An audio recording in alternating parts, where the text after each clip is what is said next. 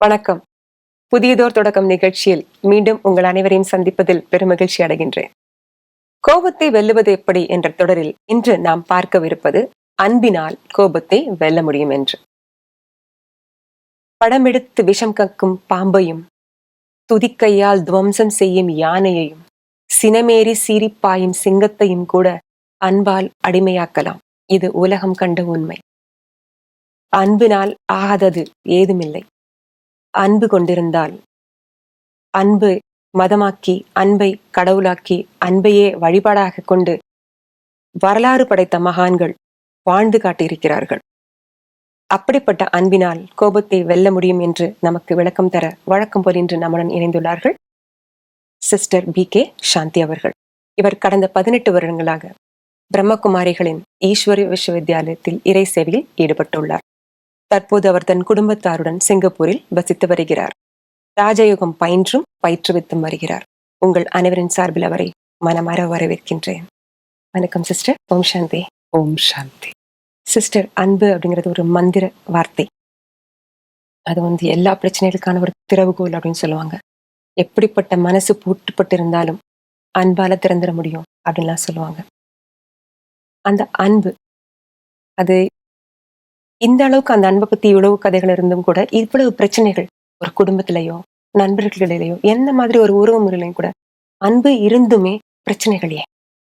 அதை பத்தி சொல்லுங்களேன். நல்ல கேள்வி. ப்ராக்டிக்கலாக இப்போ அன்பு அப்படிங்கிற விஷயம் ரொம்ப ஒரு இனிமையான ஒரு அனுபவம் அது. ஆனாலும் கூட அதில் பிரச்சனைகள் வருது அப்படின்னு சொல்லி பார்க்கும் பொழுது மேபி நம்ம அன்பை எந்த அளவு புரிஞ்சிருக்கிறோம், அன்புன்னா என்ன, அது ஒரு நல்ல விஷயமா இருக்கும் பொழுது அதனால ஏன் பிரச்சனை வருது அப்படிங்கிறப்போ அங்கதான் ஏதோ தவறு நடக்கணும் இல்லைங்களா? ஏன்னா நல்ல விஷயம் நல்ல அனுபவத்தை தான் கொடுக்கணும். ஆனா அன்புங்கிற அந்த விஷயத்திலே அன்பு ஜாஸ்தி இருக்கிறவங்க கிட்ட தான் கோபம் ஜாஸ்தி வருது. அப்போ அதுல ஏதோ ஒரு தவறு இருக்கு இல்லைங்களா? அதனால அன்பு அப்படின்னாலே நமக்கு என்னன்னு புரியுதா அப்படின்னு பார்க்கணும். ஏன்னா அன்பு அப்படின்னு சொல்லும் பொழுது நமக்கு முதல்ல நினைவுக்கு வர்றது தாயினுடைய ஒரு ரூபம் தான் இல்லைங்களா? அம்மா என்றால் அன்பு அப்படின்ட்டு நம்ம பாடுறோம் இல்லையா? ஸோ அப்ப அந்த அம்மா அப்படின்ற அந்த ரோல், அந்த கேரக்டர் என்ன கொடுக்குறாங்க, that makes us feel that love அப்படின்னு நம்ம பார்த்தோம்னா, ஏன்னா எல்லா உறவு முறைகளிலுமே அடிப்படை அன்பு தான். ஆனா அம்மாவுடைய அன்பு ஒரு தனி இடத்தை, முதல் இடத்தை பிடித்திருக்கு அப்படின்னு சொன்னா, அந்த தாய் குழந்தையிடம் என்ன மாதிரி ஒரு அன்பை கொடுக்குறாங்க அப்படின்னு பார்த்தோம்னா, முதல்ல அன்கண்டிஷனல் அக்செப்டன்ஸ் அப்படின்னு சொல்றது. அதாவது எந்தவித நிபந்தனைகளும் இல்லாமல் ஏற்றுக்கொள்ளப்படுவது. காக்கைக்கும் தன் குஞ்சு பொன் குஞ்சு அப்படின்னு சொல்றாங்க. ஸோ அப்போ எப்படியா இருந்தாலும் அந்த குழந்தை பிறந்த உடனேயே அந்த தாய் எந்த நிபந்தனையும் இல்லாம என்னுடைய குழந்தைன்னு அவங்க மனதார ஏற்றுக்கொள்ளும் பொழுது அந்த குழந்தைக்கு அவங்க கொடுக்குற ஃபீலிங் என்ன அப்படின்னாக்கா அக்செப்டன்ஸ், ஏற்றுக்கொண்டிருக்கிறாங்க. யூ பிலாங் டு மீ, அதாவது என்னுடைய குழந்தை அப்படிங்கிற அந்த உணர்வை, நீ என்னுடையவர் அப்படிங்கிற அந்த ஃபீலிங்கை அந்த குழந்தைக்கு அம்மா கொடுக்குறாங்க. எப்படிப்பட்டவனாக இருந்தாலும் நீ என்னுடைய அப்படின்னு. ஸோ அன்புனாலே அந்த நிபந்தனைகளற்ற ஏற்றுக்கொள்ளும் தன்மை. அடுத்த விஷயம் என்னன்னாக்கா கேரிங் அண்ட் ஷேரிங் அப்படின்னு சொல்றது. தாய் அந்த குழந்தைன்னு வந்த உடனே அவங்கள பத்தி எதுவுமே நினைக்க மாட்டாங்க. எல்லாமே அந்த குழந்தைக்கு தான் செய்யறது. அவங்க கிட்ட இருக்கிற அத்தனையும் ஷேரிங், எல்லாமும் அந்த குழந்தைக்கு கொடுக்குறாங்க.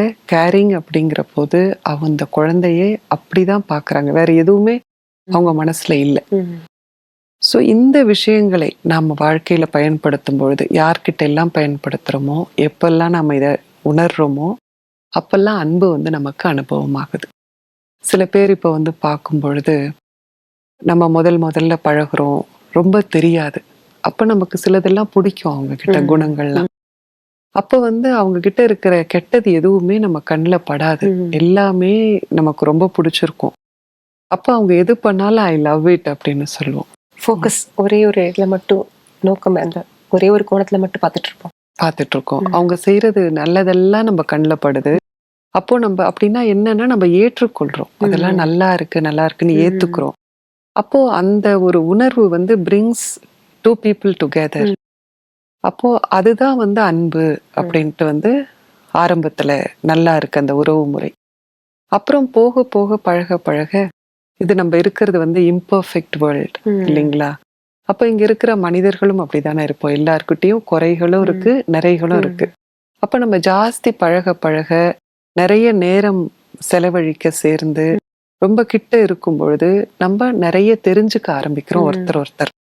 அப்போ எல்லாருடைய நிறை குறை அத்தனையும் நமக்கு தெரியும் பொழுது இத்தனை காலம் பிடிச்சிருந்த விஷயங்கள்ல நம்ம கவனம் செலுத்திட்டு இருந்தோம். இப்ப குறைகளை பார்க்க ஆரம்பிக்கும் பொழுது என்ன ஆகுதுன்னு சொன்னாக்கா அங்க வந்து ஒரு நெகட்டிவ் எனர்ஜி ஆயிடுது. அந்த குறைகளை விரிவு மனதளவுலே இது பிடிக்கல அது பிடிக்கல அப்படின்ட்டு அந்த நெகட்டிவிட்டியை பார்க்கும் பொழுது அங்க வந்து என்ன பண்றோம்னாக்கா அந்த நெகட்டிவிட்டி பார்க்கும் பொழுது அதுல ஒரு எக்ஸ்பெக்டேஷனும் வளர்த்துக்கிறோம். இவங்க ஏன் இப்படி இருக்கிறாங்க, இவங்க இப்படி இருக்கலாமே அப்படின்னு. அது தவறு இல்லை.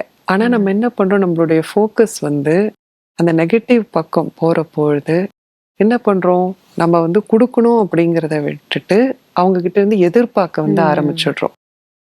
அன்பு இருக்கு, ஆனா எப்படின்னா நீ கொடு அப்படிங்கிற மாதிரி ஆயிடுது. அந்த எக்ஸ்பெக்டேஷன் வரும்பொழுது அவங்க கிட்ட நீங்க எதிர்பார்க்கறது இல்லை.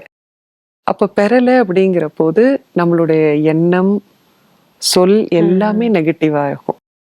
அப்போ என்ன ஆயிடும், ரெண்டு பேருக்குள்ளேயும் இந்த மாதிரி ஒரு நல்லா இருந்த ஒரு பாசிட்டிவ் எக்ஸ்சேஞ்ச் வந்து நெகட்டிவ் ஆயிடுது எக்ஸ்பெக்டேஷன்னால. ஸோ இப்போ அன்பு அப்படிங்கிற அன்புனாலே கொடுக்கறது தானே. இப்போ அம்மாவுடைய இதுல விஷயத்துல நம்ம பார்த்தோம் இல்லையா, சுயநலம் இல்லாம எல்லாமே கேரிங் அண்ட் ஷேரிங் தான். ஆனா இப்போ வந்து நல்ல விதத்துக்காகவே கூட ஆனா எதிர்பார்ப்புன்னு வந்துருச்சு. அப்படின்னா நீ கொடு அப்படிங்கிற மாதிரி ஆயிடுச்சு. அப்ப அன்போடைய விளக்கமே வந்து மாறி போயிடுது பாருங்க.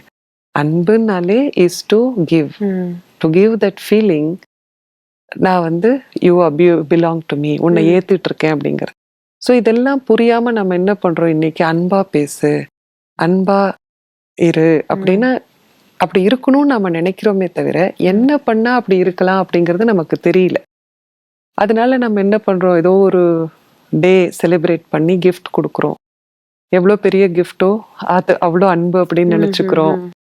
இன்னும் அந்த மாதிரி தவற விதத்தை வந்து நம்ம மாத்திட்டோம். புரியல, நம்ம வந்து நடுவுல மிஸ்லீட் ஆயிட்டோம். அன்புன்னா என்னன்னே தெரியாம போயிடுது. அதனால அன்பு அப்படிங்கிற ஒரு விஷயம் பற்றா மாறிடுச்சு. பற்றுன்னு சொல்லும் பொழுது நீ இல்லாம நான் இருக்க முடியாது அப்படிங்கிற மாதிரி. அதே மாதிரி டிபெண்டன்ஸ், அதே மாதிரி அவங்கள சார்ந்து அவங்க சந்தோஷமா இருந்தாதான் நம்ம சந்தோஷமா இருப்போம். அந்த மாதிரி இப்ப ரெண்டு பேர் கூட அன்போட இருக்கிறாங்க அப்படின்னு சொன்னா ஒருத்தருக்கு ஒரு கஷ்டம் வந்துடுதுன்னா இன்னொருத்தரும் அதே கஷ்டத்தை அவங்க கஷ்டப்படுற அளவுக்கு இவங்களும் அந்த கஷ்டத்தை ஏத்துட்டு கஷ்டப்பட்டாதான் அவங்க மேல அன்பு இருக்குன்னு நினைச்சுக்கிறோம் நாம, இல்லைங்களா? இப்ப யாரோ ஃப்ரெண்ட் வந்து சாதாரணமா எல்லாருமே அதான் அப்படிதான். ஈவன் வந்து இப்போ ஒரு துக்கமான ஒரு விஷயத்தை வந்து சொல்றாங்க.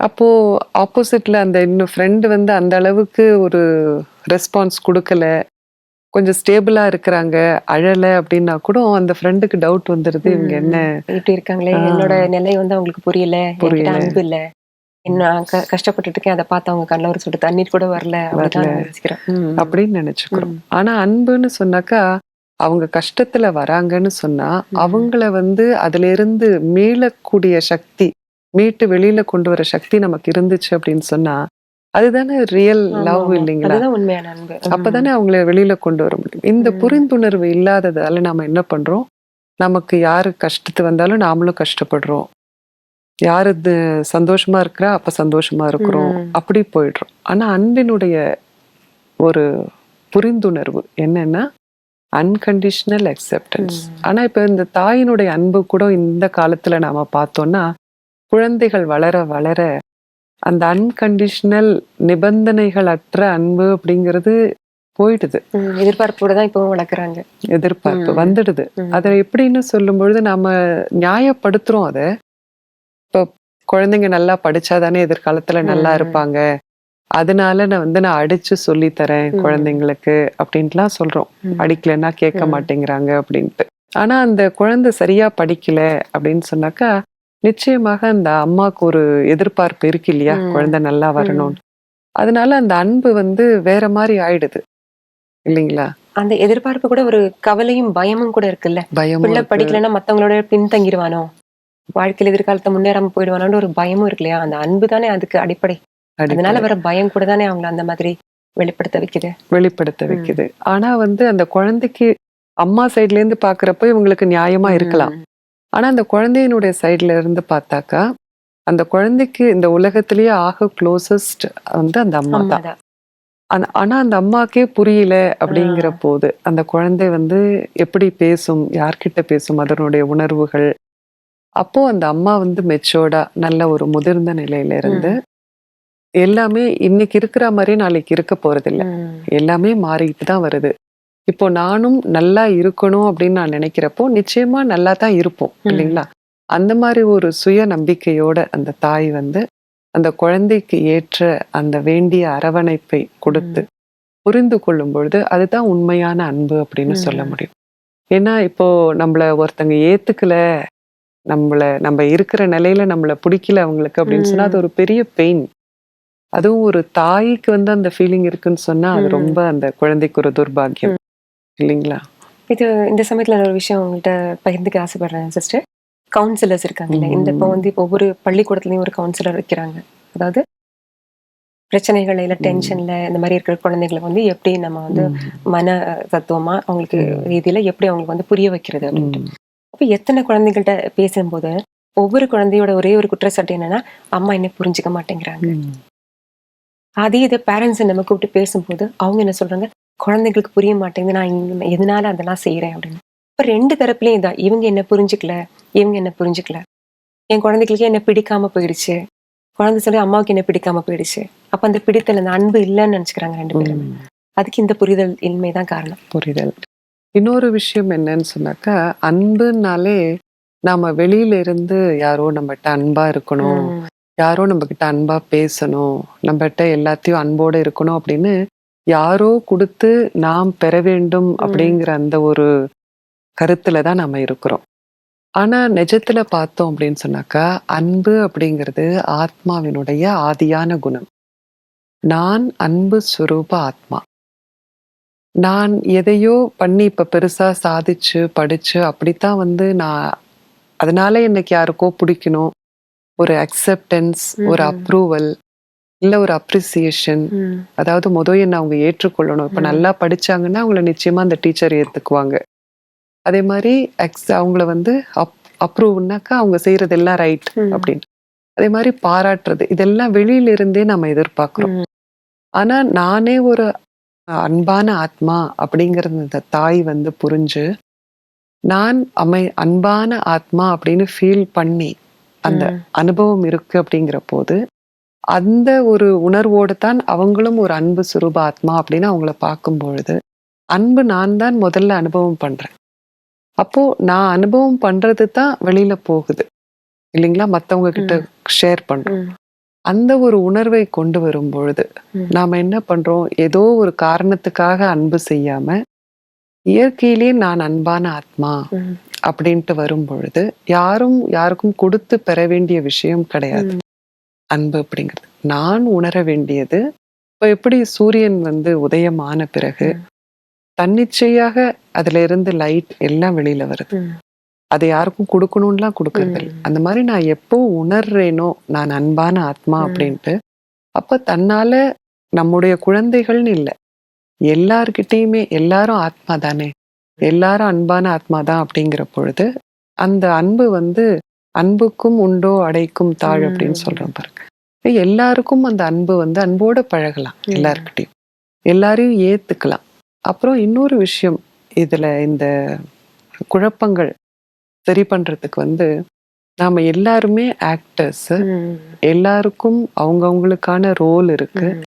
அவங்கவங்களுக்கான சுபாவம் இருக்கு. ம். எல்லாரும் யுனிக், அதாவது தனிப்பட்டவர்கள், வித்தியாசமானவர்கள். அதுல எல்லாரும் ஒரே மாதிரி இருக்க முடியாது. அதுதானே நம்மள மாரியே நம்ம எல்லாரையும் எதிர்பார்க்கிறோம். ம். அது சாத்தியம் இல்லை.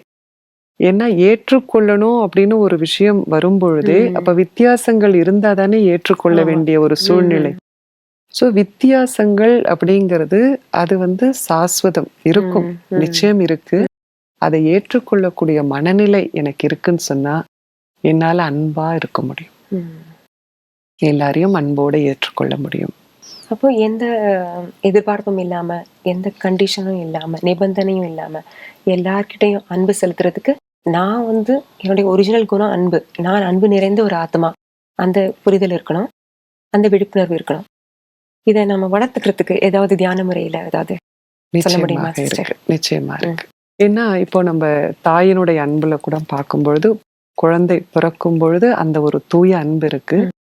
அப்புறம் வளர வளர குழந்தையினுடைய எதிர்காலத்திற்காகவோ ஏதாவது ஒரு காரணத்திற்காக அங்க எதிர்பார்ப்பு அந்த அன்பு பற்றாகவோ இல்ல டிபெண்டன்சியாகவோ மாறி போயிடுது அப்படின்னு பாக்குறோம்.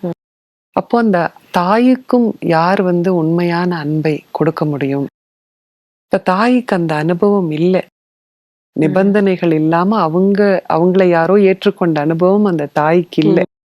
அதனாலதான் இவங்களுடைய குழந்தைக்கு இந்த அனுபவத்தை அவங்களால கொடுக்க முடியாம இருக்கு.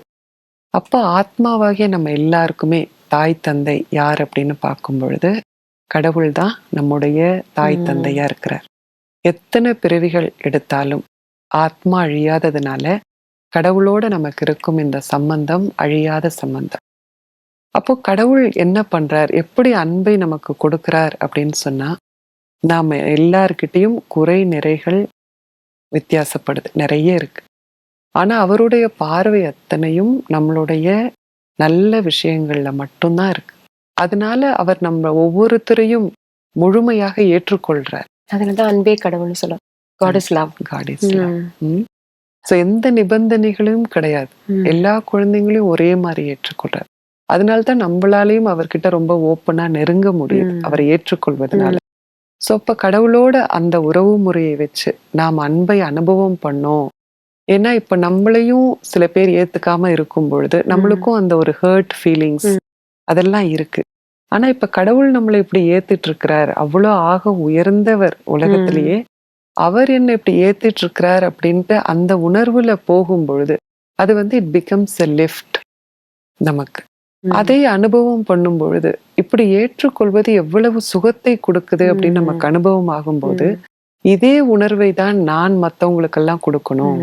நான் அன்பு செய்யறேன் அப்படின்னா நான் எல்லாரையும் ஏத்துக்கணும், யார்கிட்டையும் குறைகள் பார்க்க கூடாது அப்படின்னு சொல்லி இதை ஏற்றுக்கொள்வது தான் கொடுப்பது. அப்படி செய்யும் பொழுது நமக்கு ஈஸியாக அன்பை கொடுக்க முடியும். ஸோ இந்த தியானத்துல நம்ம என்ன பண்ண போறோம் அப்படின்னாக்கா, நம்மை ஓர் அன்பு சுரூப ஆத்மா அப்படின்னு நினைக்க போறோம். கடவுளையும் தாய் தந்தையாக அன்பு சுரூபமா, அன்பு கடலாக பார்க்க போறோம். அப்படி பார்க்கும் பொழுது ஒவ்வொரு நேரமும் நம்மளால சுலபமாக அவரோட பேச முடியும். அவர்கிட்ட இருக்கிற அத்தனை சக்திகளையும் நாம் அனுபவம் பண்ணும் பொழுது, நம்முள்ள கடவுளுடைய சக்திகள் நிறையும் பொழுது முடியாத காரியத்தையும் நம்மால் அன்பின் மூலம் செய்ய முடியும் அப்படிங்கிறது. இப்போ நம்ம ஒரு 2 minutesக்கு மெடிடேஷன் பண்ணலாம். அற்புதம் சிஸ்டர். ஓம் சாந்தி.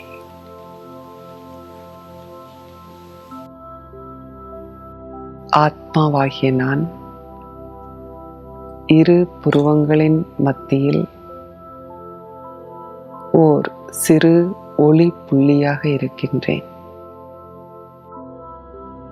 ஆத்மாவாகிய நான் அமைதி ஸ்வரூபம். ஆத்மாவாகிய நான் அன்பு ஸ்வரூபம். அன்பு என்னுடைய உண்மையான குணம், இயல்பான குணம். ஆத்மாவாகிய நான் அன்பு கடலான கடவுளின் குழந்தை. என்னுடைய தாயும் தந்தையுமான சிவ் பரமாத்மா அன்போடு என்னை அவரோடு குழந்தையாக ஏற்றுக்கொண்டிருக்கின்றார். அவருடைய இந்த அன்பான அரவணைப்பு ஆத்மாவாகிய என்னை அவருடைய இனிமையான குழந்தை என்று அனுபவம் செய்ய வைக்கின்றது. அவருடைய அன்பில் நான் திளைத்திருக்கின்றேன். மற்றவர்கள் என்னை ஏற்காத பொழுதும் எனக்கு அதை பற்றி எந்த கவலையும் இல்லை. கடவுளின் அன்பு அரவணைப்பில் ஆத்மாவாகிய நான் மற்றவர்களின் குறைகளை பார்க்கும் பலவீனத்திலிருந்து விடுபடுகின்றேன். எவ்வாறு என்னை அவர் ஏற்றுக்கொண்டிருக்கின்றாரோ அதுபோல் ஆத்மாவாகிய நானும் என் தொடர்பில் வரும் அனைத்து ஆத்மாக்களையும் மனதார ஏற்றுக்கொள்கின்றேன். நாம் ஒவ்வொருவரும் வித்தியாசமானவர்கள், ஆனால் அனைவரும் கடவுளின் குழந்தைகள். மீண்டும் மீண்டும் இந்த உணர்வை நான் முழு நாளிலும் என்னுடைய விழிப்புணர்வில் வைத்திருப்பேன். ஓம் சாந்தி. ஓம் சாந்தி. அற்புதமான அனுபவம் சிஸ்டர். இது அன்பு இந்த மாதிரி தியான முறையில் தினம் பயிற்சி செஞ்சா கண்டிப்பாக ஒவ்வொருத்தரும் அன்பின் கடலாக மாற முடியும்னு எங்களுக்கு நம்பிக்கை கொடுத்துருக்கீங்க. ரொம்ப நன்றி சிஸ்டர். இன்னொரு நிகழ்ச்சியில் உங்களை மறுபடியும் சந்திக்கிறோம். நன்றி, வணக்கம். ஓம் சாந்தி. ஓம் சாந்தி.